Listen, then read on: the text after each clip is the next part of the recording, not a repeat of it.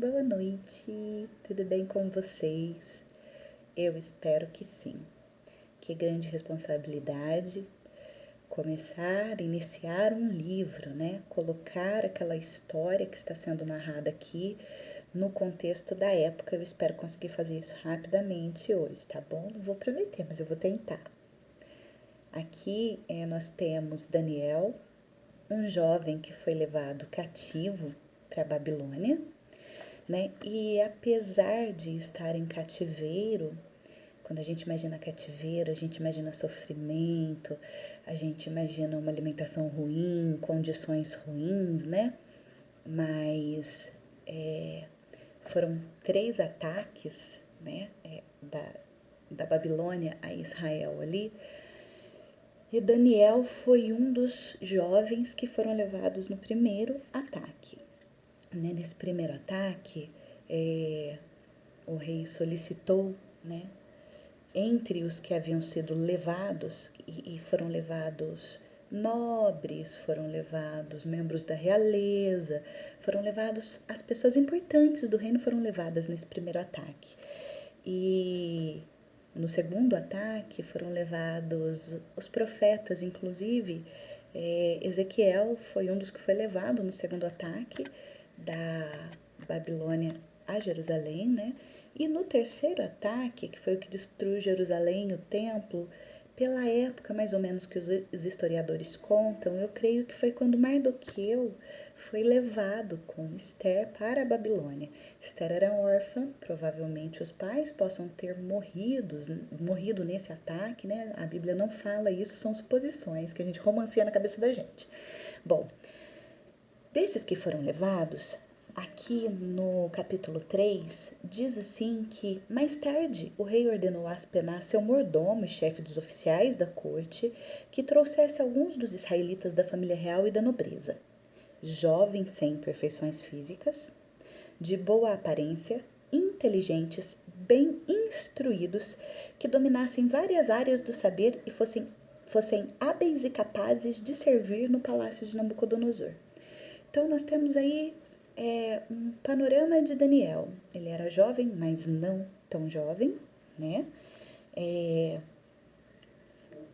Ele já tinha idade para ter estudado, ele era inteligente, ele era bem instruído, provavelmente com uma boa condição, né, em Jerusalém. E ali o próprio rei ficaria encarregado de ensinar o idioma e a cultura dos caldeus babilônios. É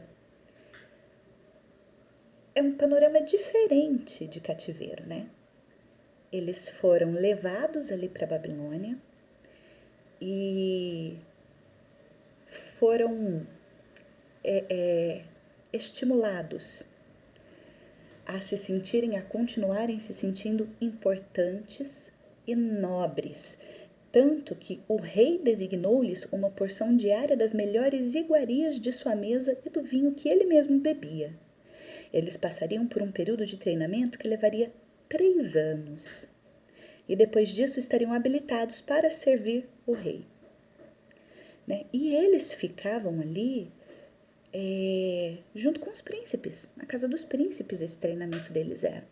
Né? Dentro do palácio, sendo tratados do bom e do melhor. Não era um cativeiro que eles foram levados escravizados. Né? Eles foram levados e esses jovens foram separados, então, para serem treinados na cultura da Babilônia. Né? E a gente fica pensando assim, mas Israel, né? O povo de Deus, como que Deus permitiu isso? Se a gente voltar lá em Deuteronômio, nós temos no capítulo 28 e 29 a aliança que Deus fez com os hebreus, né? E a lista das bênçãos e também das maldições. A punição máxima, né, para o povo de Israel seriam eles perderem a terra que Deus havia dado a eles, a terra prometida, né? É o cúmulo o pior pecado, né? Assim, o que eles cometeriam que seria a maior ofensa para Deus ali era punido com eles se afastando daquela terra que Deus havia dado a eles, né? E a gente vê ali que o povo serviu a Deus e tudo mais. Veio Davi, o povo teve um tempo ali, depois veio Salomão. E depois disso, a partir do reinado dos filhos de Salomão, os reis foram se tornando cada vez mais bárbaros e cada vez mais idólatras, né? E nós temos as narrativas dos vários profetas, né? Até chegarmos a Isaías, a Ezequiel e a Jeremias, as admoestações para o povo retornar a Deus, né? Largar as idolatrias, os deuses, né? E retornar a Deus. E aí, em Jeremias 25, nós vemos Deus avisando a toda Judá de que eles seriam levados cativos por Nabucodonosor e seriam escravizados por 70 anos. Né? E isso lá na frente, Daniel escreve sobre o cumprimento dessa profecia que veio através de Jeremias. Então, o povo de Israel ser levado cativo foi consequência do próprio pecado, né?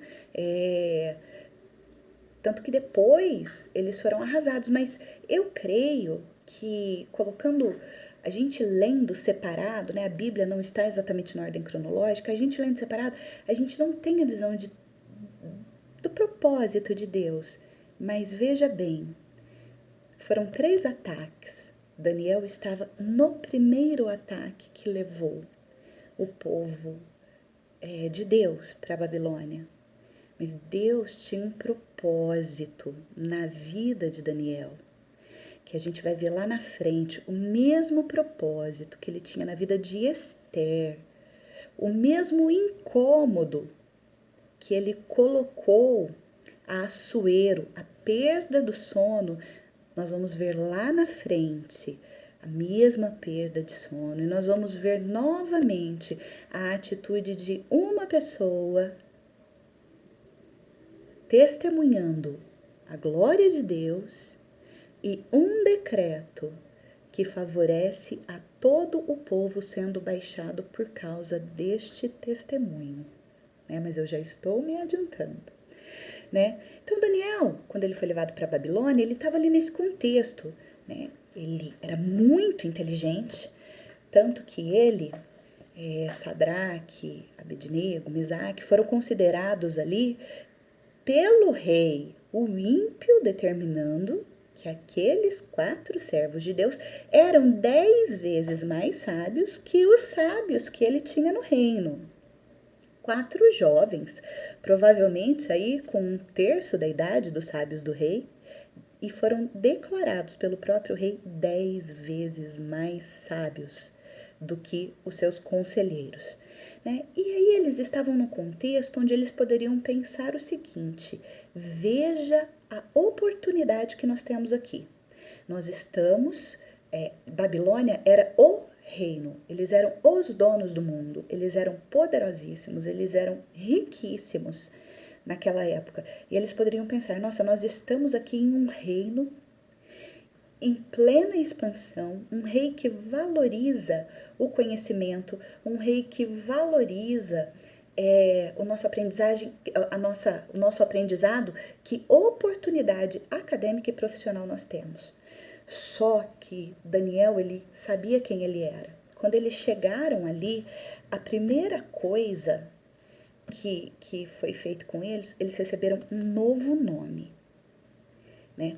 Os nomes deles eram nomes que engrandeciam ao Deus, ao Eterno. E eles receberam nomes pagãos, né? Que engrandeciam aos deuses da Babilônia. Né? Então, eles foram recebidos com toda aquela pompa no palácio, né? Aquele reino em expansão. Olha as seduções que o mundo nos dá, né? São recebidos, são muito bem recebidos, são tratados como iguais, né? E ali eles podem se encantar com as belezas, com as maravilhas. E então a Bíblia fala que foi-lhes tirado o nome deles foi trocado. E é isso que o inimigo tenta fazer com a gente no mundo. Ele tenta tirar a nossa identidade celestial. Nós temos uma identidade com o Pai. E o inimigo, ele nos ataca, ele nos coloca dúvidas, ele nos coloca seduções E nós, se sucumbirmos a isso, se não estivermos firmados aqui, a Bíblia fala que Daniel orava, ele se recolhia e orava 3 vezes por dia, né? Se ele não estivesse ligado ali com o Pai, talvez ele perdesse a identidade, né? De quem ele era, de onde ele veio, dos princípios dele. Aqui a Bíblia fala que Daniel decidiu não se contaminar com o manjar ali, a porção do rei. Não tinha uma ração, algo que eles recebessem como escravos, o que era servido na mesa do rei, né? Algumas pessoas dizem que é porque não era uma comida que hoje é chamada de kosher ou kasher, né? Que ele não poderia controlar o preparo daqueles animais sem imperfeição, ou se era preparado da forma correta, né? Mas ali ele decidiu também não se banquetear com o vinho do rei, né? E outra linha diz que talvez ele não quisesse, sabendo que aquelas comidas, de tanta idolatria que havia lá, ele sabendo que aquelas comidas eram ofertadas, oferecidas aos deuses antes, talvez fosse esse o motivo dele não querer se contaminar. Mas eu penso que Daniel, ele queria se lembrar, não queria se esquecer das suas origens, né, de onde ele tinha vindo, o propósito que ele tinha ali, né? Ele poderia se esquecer de tudo e se banquetear ali, mas ele sabia que se ele estava ali é porque ele estava ali para ser a diferença, para fazer a diferença, né? Então, ele propôs lá ao chefe dos oficiais, né, essa troca dos manjares ali por frutas, por legumes, por água, né? E esses 10 dias que ele fez de teste ali com o oficial, que eles se apresentaram mais fortes que os outros após esses 10 dias, né, com essa dieta restrita, eu creio que a fé de Daniel, de que Deus os sustentaria nesses 10 dias, né, e lhes daria força e honraria, foi o que determinou o sucesso, né, que eles tiveram ali pelos próximos anos, né. E quando Deus nos coloca num lugar, Deus nos coloca naquele lugar para fazer a diferença. Isso gera uma reflexão, né? As nossas atitudes, elas têm feito a diferença. As nossas atitudes, elas têm gerado testemunho.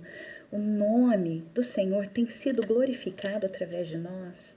Ou nós nos temos deixado ser seduzidos, né? Pelo brilho passageiro das coisas que às vezes o mundo nos apresenta. O que é que tem sido apresentado para nós que tem tirado o tempo da nossa comunhão com Deus, que tem tirado o tempo das nossas orações, que tem tirado o tempo de nos alimentarmos com a palavra, né? O que é que nós precisamos fortalecer em nós para que a sedução do mundo, do brilho, a soberba, o orgulho, não nos ataquem, né? O que é que nós temos que decidir, deixar de lado para sermos total e completamente cheios de Deus e nos posicionarmos de forma a fazermos a diferença nesse mundo? Daniel decidiu renunciar a alguns prazeres ali, ele renunciou à idolatria, depois nós vamos ver isso mais à frente, né? E a gente pensa que idolatria é só idolatrar a deuses, é isso, aquilo. Não, a idolatria ela se faz presente na nossa vida, às vezes de maneiras assim tão insidiosas e tão sutis que a gente não percebe que de repente a gente deixa de dar a Deus o tempo que é dele para fazer outras coisas que nos trazem um prazer momentâneo, passageiro, né? E que quando tudo isso passa, gera tristeza, né? E aí, eu creio que assim, toda decisão ela traz uma renúncia, né? E quando a gente renuncia a alguma coisa, a gente tem a sensação de ter perdido algo. Mas eu ouvi uma palavra uma vez e eu gostaria eu não sei quem foi que disse, mas isso calou muito fundo, que uma renúncia não é uma perda. Uma renúncia em nome do reino, é uma oportunidade para Deus encher aquele espaço que ficou de graça e de fidelidade, né? Honrando aquilo que nós renunciamos, honrando através da permissão de que o nome dele seja glorificado através das nossas vidas, né? Então, nós já temos uma identidade, nós já temos uma cidadania no reino, nós não precisamos renunciar ao reino para tentarmos ser parte de alguma coisa aqui nessa terra, né? Que nós tenhamos essa consciência que muitas vezes a gente sofre porque a gente quer ser parte de alguma coisa, a gente quer fazer parte de alguma coisa. Nós já somos parte. Nós somos parte do reino de Deus. Nós estamos aqui para cumprir um propósito, uma missão, um plano que o Senhor já deixou escrito desde o início dos tempos para as nossas vidas. Então, meu pedido nessa noite é que cada dia o Senhor guarde a nossa mente, para que a nossa mente não seja seduzida pelos prazeres do mundo, mas que nós tenhamos a consciência de que o nosso tempo com Deus, o nosso tempo de palavra, o tempo de comunhão, o tempo de oração é aquilo que vai nos manter focados para nós não sermos seduzidos por aquilo que parece belo, mas que é tão passageiro no mundo. E que o Senhor cumpra na nossa vida um propósito tão grande, tão real, como foram os propósitos que nós temos visto em Daniel, que nós temos visto em Esther, que nós temos visto em Ruth, que nós possamos fazer diferença no nosso tempo e deixarmos um legado para os nossos filhos, para eles serem também testemunhas, para eles serem também fortalezas, para eles serem também a diferença no mundo, nos dias para a geração que virá. Tá bom? Um grande beijo, um abraço para vocês, fiquem com Deus, bom descanso.